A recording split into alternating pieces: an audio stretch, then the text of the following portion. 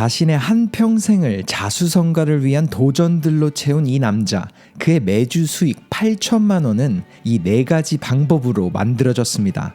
지구 반대편 아주 작은 하나의 물결이 엄청난 파도를 만드는 것처럼 단 한 번의 아주 작은 한 걸음이 경제적 자유 혹은 원하던 꿈으로의 결정적인 움직임을 만들게 됩니다. 그런 시점을 티핑 포인트 혹은 나비 효과라고도 말하죠. 그리고 실제로 그런 변화는 누구에게나 가능하다고 말하는 한 남자가 있습니다. 그의 이름은 마크 틸버리. 자신의 한평생을 돈 버는 법에 쏟은 그는 자신의 사업을 통해 자수성가 수백억 자산가가 되었으며 패시브 인컴, 불로소득으로만 일주일에 8천만 원을 벌죠.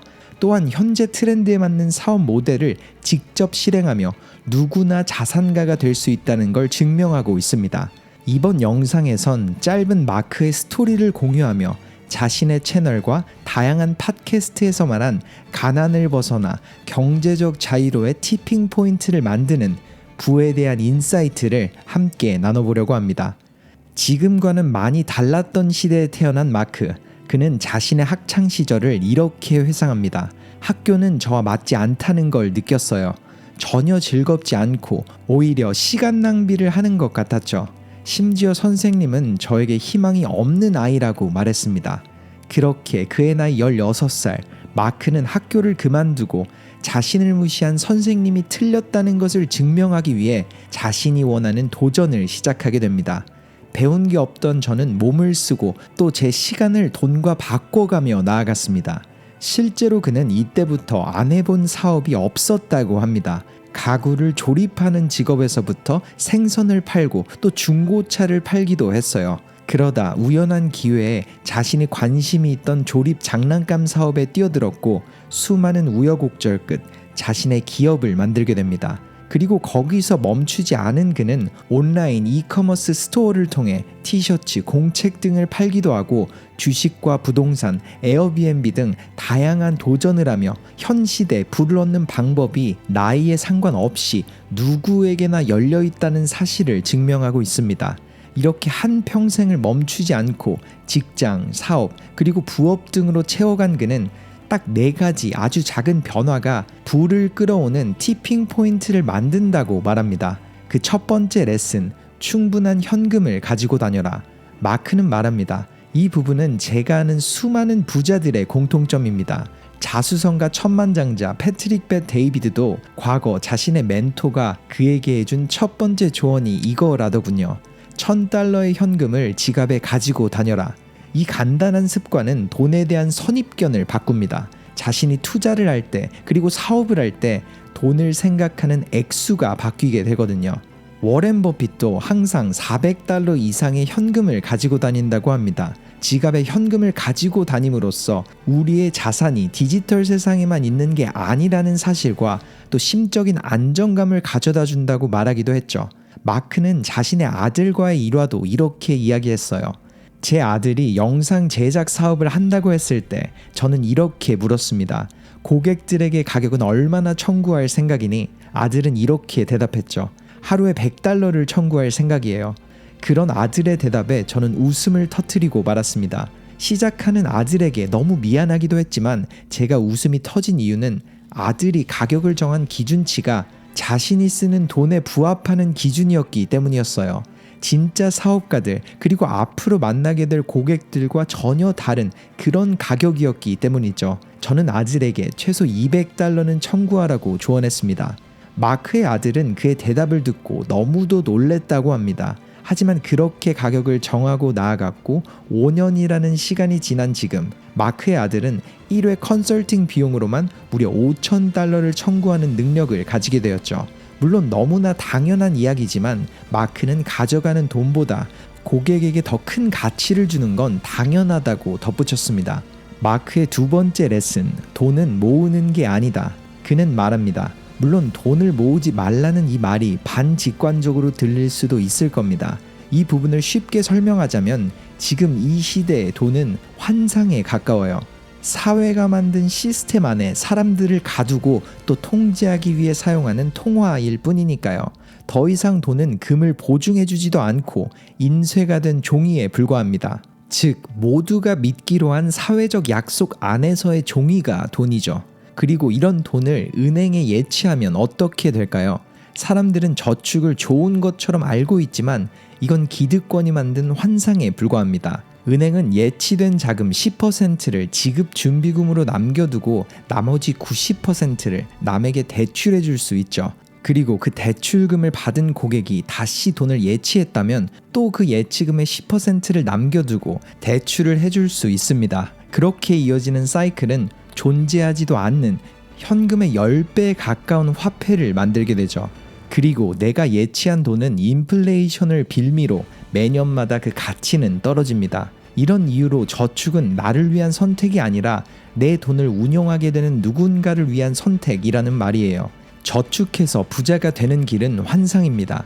실제로 전 세계의 은행은 마크가 말한 방식대로 돌아갑니다. 심지어 한국의 지급준비율은 10%가 아닌 단 7%에 불과하죠. 그리고 대부분 지금쯤 이런 질문이 드실 수도 있겠죠. 그럼 저축하지 말고 돈을 어떻게 하라고? 이 질문에 대한 마크의 대답이자 세 번째 레슨, Increase your value. 당신의 가치를 올려라. 마크는 말합니다. 사람들은 항상 좋은 기회만을 찾으려 합니다. 예를 들어 인생을 바꿀 만한 한 가지 투자처. 그 예시는 주식이 될 수도 있고 혹은 가상화폐, 부동산 등이 있을 수 있겠죠. 하지만 이 모든 건 내가 창조한 것에 대한 가치가 아닌 누군가가 창조한 것에 대한 가치일 뿐입니다. 그렇기에 진짜 이기는 사람들은 한 번의 기회를 노리며 마냥 기다리지만 않고 그 시간에 다른 무엇을 합니다. 바로 자기 자신의 가치를 올리기 위한 노력이죠. 물론 이 부분은 자기 개발을 말하는 게 아닙니다. 부를 만들어가는 초기 과정에서 자기 자신에 대한 투자는 무언가를 배우거나 자격증을 취득했을 때 나의 인컴, 수입이 늘어나는 것에 투자해요. 즉, 나의 수입과 상관관계가 있는 배움에 먼저 투자하세요.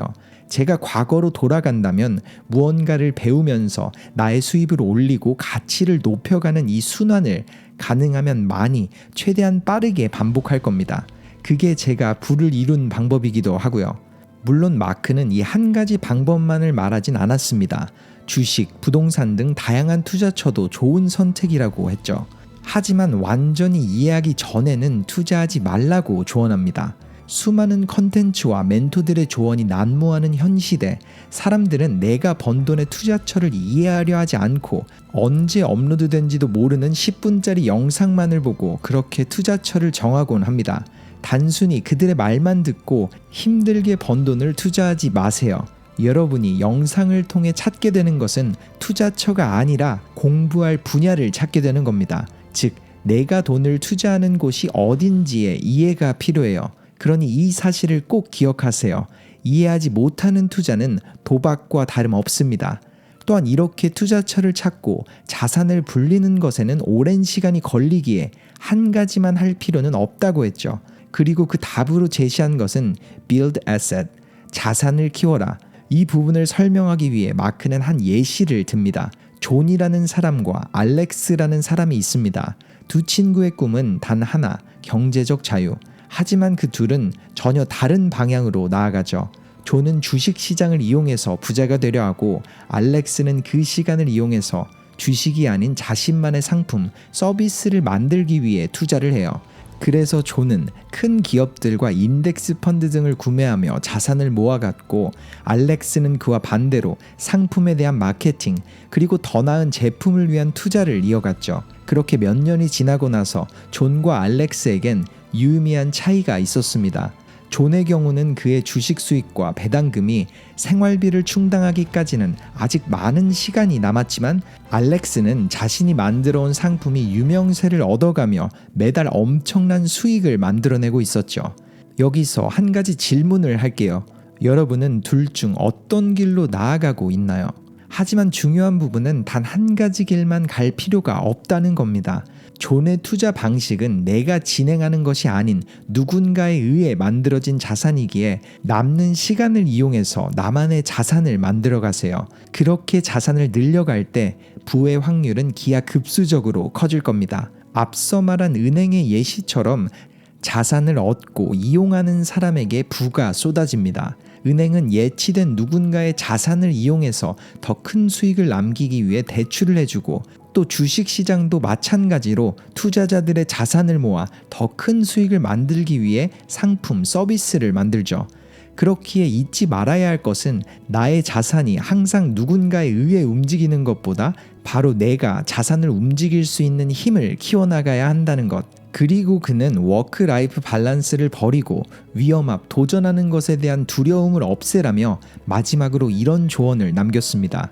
지금 우리가 사는 이 시대에는 단 한 번의 결정이 10년 후 혹은 30년 후 엄청난 영향력을 가져오곤 합니다. 실제로 불을 거머쥔 수많은 사람들은 모두가 불안에 떨고 있을 때 위험을 감수했고 도전했기 때문에 그 용기에 대한 보상을 얻은 거예요. 그리고 그 영향으로 주변 모두가 다른 삶을 살죠. 물론 모든 기회에 도전하라는 뜻이 아닙니다. 경제 위기, 리세션이 오고 모두가 불안에 떨 때 원했던 기회가 보인다면 망설이지 말고 도전하세요. 불안이란 감정에 휘둘려 행동을 미루지 말고 준비해온 대로 나아가면 됩니다. 앞서 말한 성공한 모두가 후회하는 것 중 하나는 기회 앞 더 용감하지 못했던 것. 그러니 백만장자가 된 미래의 자신이 부끄럽지 않아 할 그런 결정을 내리세요. 이번 영상, 한평생 부를 향한 도전을 해온 자수성가 자산가 마크의 경험과 조언, 충분한 현금을 가지고 다니고 번 돈을 현금이 아닌 자산으로 키울 수 있도록 남이 창조한 가치를 공부해보며 투자를 하라. 그리고 동시에 나만의 자산을 만들고 가치를 키워가라. 마지막으로 인생이란 여정 속 남들과는 다르게 용기를 가지고 도전하라. 이렇게 정리할 수 있을 것 같습니다. 마크 틸버리가 말한 것처럼 그 어느 때보다 빠르게 쏟아지는 컨텐츠를 소비하는 이 시대, 그의 조언을 접한 많은 분들이 누군가의 한마디에 경제적 결정을 내리기보다 멘토들의 조언을 새롭게 공부할 분야로 받아들이고 꾸준히 발전하며 확실한 결정을 내리는 계기가 되길 바랍니다. 간절히 원했던 변화의 시작이자 나라는 그릇에 물이 넘쳐 흐르는 티핑 포인트는 단 한순간이 아닌 오래도록 쏟아온 시간과 노력에 의해 일어나니까요. 터닝 포인트였습니다.